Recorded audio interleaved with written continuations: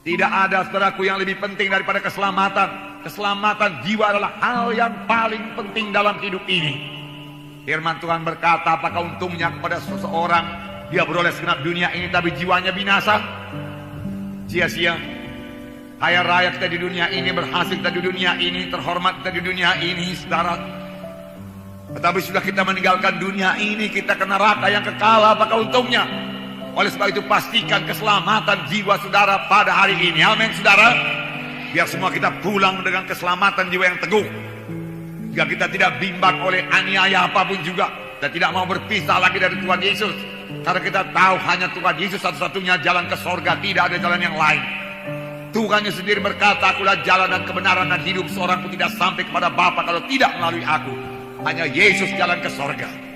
Dalam Kisah Rasul pasal 2 ayat 14 sampai 18 saya bacakan kepada saudara. Maka bangkitlah Petrus berdiri dengan ke-11 rasul itu, dan dengan suara nyaring ia berkata kepada mereka, hai kamu orang Galilea dan kamu semua yang tinggal di Yerusalem, ketahuilah dan camkanlah perkataanku ini.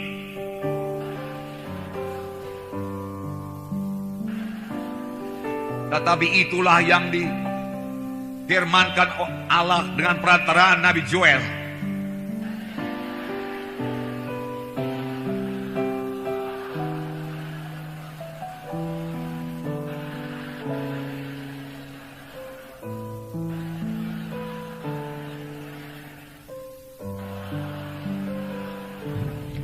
Juga ke atas hamba-hambaku laki-laki dan perempuan akan kucurahkan rohku pada hari-hari itu, dan mereka akan bernubuat. Mari kita baca ayat 41 bersama-sama. Orang-orang yang menerima perkataannya itu memberi diri dibaptis, dan pada hari itu jumlah mereka bertambah kira-kira 3.000 jiwa. Amin, saudara. Puji Tuhan. Saudara, ini terjadi sesudah pencurahan Roh Kudus. Petrus berubah, Petrus berkhotbah, satu khotbah yang sangat luar biasa, sehingga 3.000 orang bertobat dan mereka memberi diri mereka dibaptis. Langsung dibaptis pada hari itu juga. Nah, saudara yang kekasih, Roh Kudus memberikan pengertian kepada Petrus pada waktu itu pencurahan Roh Kudus. Dan saudara sudah mengetahui bahwasanya satu angin keras memenuhkan ruang tempat mereka berkumpul, 120 orang banyaknya. Kemudian lidah-lidah api hinggap di atas tiap-tiap orang. Lalu mereka memulai berbicara dalam bahasa-bahasa yang lain, seperti yang diilhamkan Roh itu kepada mereka untuk mengatakannya. Lalu pada waktu itu banyak orang Yahudi dari segala bangsa yang diam di negara-negara lain datang ke Israel untuk merayakan hari raya Pantekosta. Lalu mereka itu mendengar 120 orang ini berkata-kata dalam bahasa-bahasa mereka di mana mereka telah lahir, walaupun mereka orang Yahudi juga. Mereka sangat heran karena orang ini tidak pernah belajar bahasa mereka sebelumnya. Tapi dengan jelas mereka memuliakan Allah dalam bahasa mereka masing-masing. Apakah ini? Apakah ini? Dia katakan. Tapi beberapa orang mengolok-olok dan berkata mereka itu mabuk oleh anggur manis. Tetapi Petrus bangkit dan berkata, ini bukan mabuk anggur sebagaimana sangkamu, karena hari baru pukul 9 pagi. Tetapi inilah kegenapan nubuat Nabi Joel yang berkata bahwasanya pada akhir zaman aku akan mencurahkan rohku kepada segala manusia. Anak-anakmu laki-laki dan perempuan akan bernubuat, tua-tuamu akan mimpi berbagai-bagai mimpi, dia katakan. Dan kemudian kepada anak-anakmu laki-laki dan perempuan akan bernubuat, teruna-terunamu akan mendapat penglihatan-penglihatan, dan orang-orang tuamu akan mimpi berbagai-bagai mimpi. Ini akan terjadi dan ini sudah terjadi, Petrus berkata.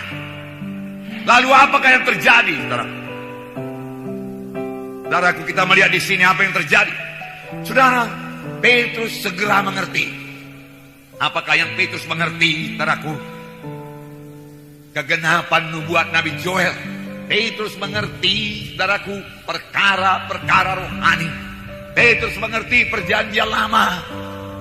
Sebelumnya dia kurang mengerti. Jangankan perjanjian lama, saudaraku, apa yang dikatakan oleh Tuhan Yesus pun dia tidak mengerti. Langsung Tuhan Yesus menceritakan kepada Petrus mengenai sengsaranya. Namun Petrus tidak mengerti juga. Matius pasal 16 ayat 21 sampai 23. Saya membacakan pada saudara.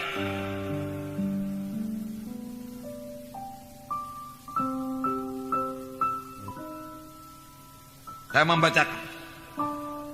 Sejak waktu itu Yesus mulai menyatakan kepada murid-muridnya bahwa ia harus pergi ke Yerusalem dan menanggung banyak penderitaan dari pihak tua-tua, imam-imam kepala dan ahli-ahli Taurat, lalu dibunuh dan dibangkitkan pada hari ketiga. Tetapi Petrus menarik Yesus ke samping dan menegur dia, katanya, Tuhan, kiranya Allah menjauhkan hal itu. Hal itu sekali-sekali jangan menimpa engkau, takkan menimpa engkau. Maka Yesus berpaling dan berkata kepada Petrus, "Henyalah iblis, engkau suatu batu sandungan bagiku, sebab engkau bukan memikirkan apa yang dipikirkan Allah, melainkan apa yang dipikirkan oleh manusia." Itulah pekerjaan Roh Kudus yang luar biasa. Jadi setelah Roh Kudus memberikan pengertian, menerima pimpinan Roh Kudus, sehingga saudara boleh hikmat daripada Tuhan, sama sebagaimana Petrus menerima hikmat pengertian daripada Tuhan, sehingga dia mengerti mengenai nubuat Nabi Joel. Ini nubuat Nabi Joel, ini mesti terjadi.